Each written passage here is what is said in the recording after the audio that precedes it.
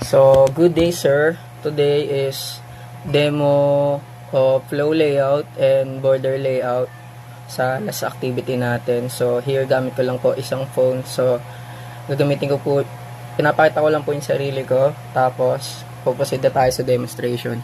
So, here, ito po yung flow out, layout, flow layout. So, since meron po tayong sa PPT po is ginawa ko po is sinundan ko siya. After ko siya sinundan isa-isa is naintindihan ko po yung mga condition or rules no kada set ng nahanap. So, after ko maintindihan yan sir is ginawa ko is yung mga sample code is inimput ko muna dito isa-isa. Tapos nag-test run ako. After nun is medyo, mas naintindihan ko siya kung paano siya gumagana or nagpo-flow.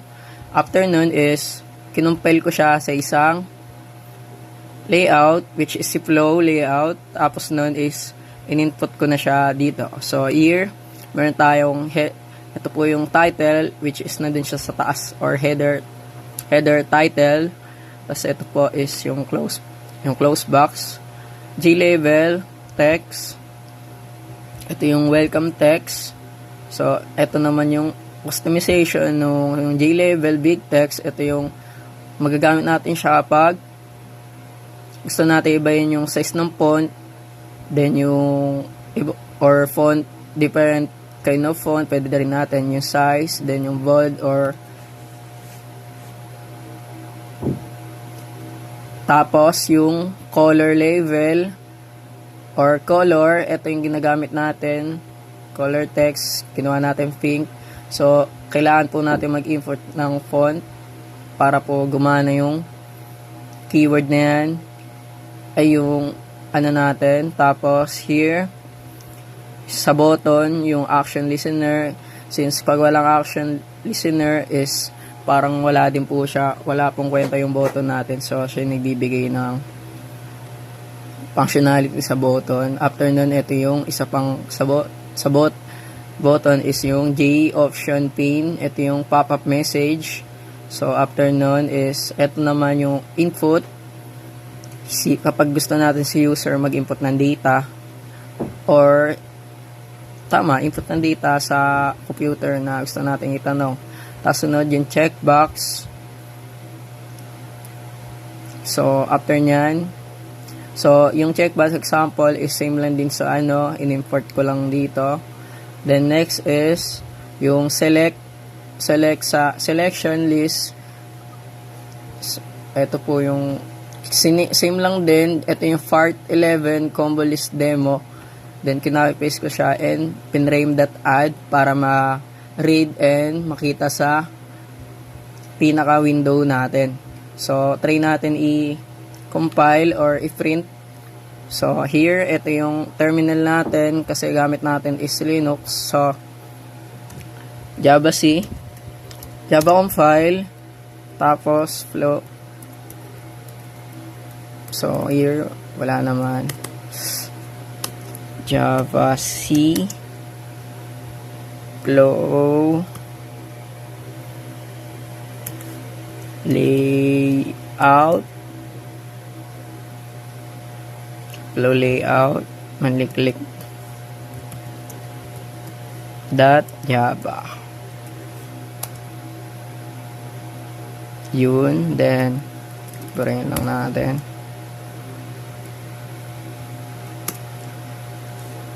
Enter. Boosh. So, here, ito na po yung combination ng lahat. Combination ng diniscuss and na-compile siya sa isang layout. Ito which is si flow layout. Ito yung button. Ito yung click me or pop-up message. Then, enter your name. Igay ko Arnel. Submit. So, hello Arnel. Ito po lumabas. Choose as much as you can. So, Jollibee, McDo. Show my choice result. So, ito po yung result. So, ito naman yung sa BSC, CE, then Java, show selected, the show. So here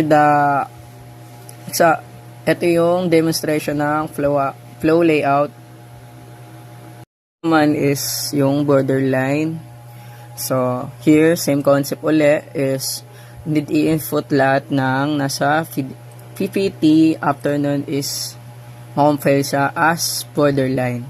Then here inad lang natin uli yung header, gumawa tayo ng flow layout para header nung pangalan natin, then activity Java GUI activity, DCFET section, then yung welcome, tapos ito na yung text, big text, yung customization ng font, then yung color.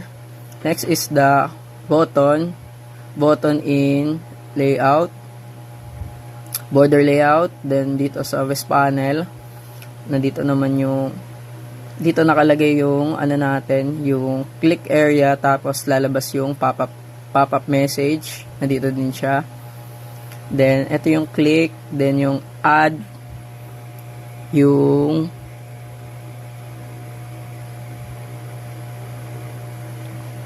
ito yung yung action listener.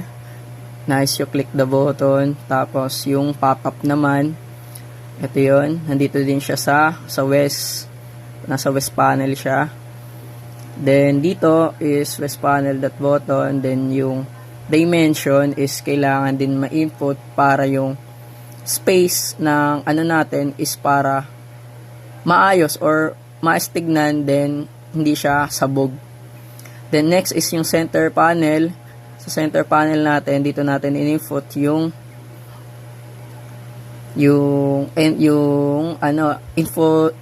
user input. Ito yung enter your name, then submit, tapos ipiprint yung pangalan niya. Next is after nun is inad na natin. Then next is yung food checkbox. Sa food checkbox, nandun din siya. Ganun lang din. Then yung size radio buttons. Next, ito yung condition ng natin sa after nun is ito na ulit sa borderline dot center. So next yung is panel naman natin. Ito yung nasa language list. Ito yung programming or nasa kanan natin. So here, ayun na yung code. So technically hindi ko siya magagawa kung hindi ako nag-ask ng questions sa AI kung paano gumamit or paano ng dimension or positioning ng sa borderline. So next is yung pe-present na natin yung i-compile natin siya. So borderline that only click. So punta tayo SD, then list. Saan ba siya nilagay? Ito borderline, then print natin Java. Diyan ko ba nilagay? Wait. So here,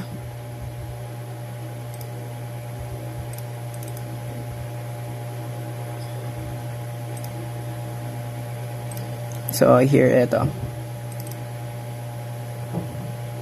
Sa activity ko pala siya nilagay. So click natin yung CD change directory activity.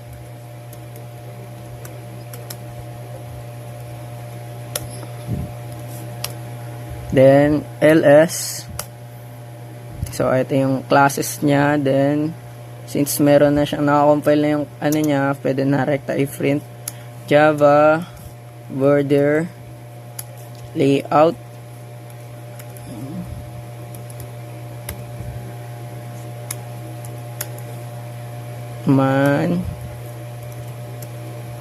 Maliklik kaso manlili na lang lagi dito para laban niya.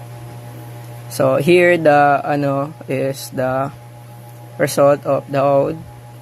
So ito yung gumamit tayo nung una, yung flow layout sa taas lang. Ito yung title, then yung sa natin, pop-up message, click me. So ayun yung button sa right side. Then yung sa center natin is ito yung natin, enter your name, lagay ko Nel, submit, hello Nel, output, then choose as much as you can, McDo, Jollibee, KFC. So mga show result, so here. Then yung naman, BSCS, Java, ito yung result. So ayun lang po sir, thank you.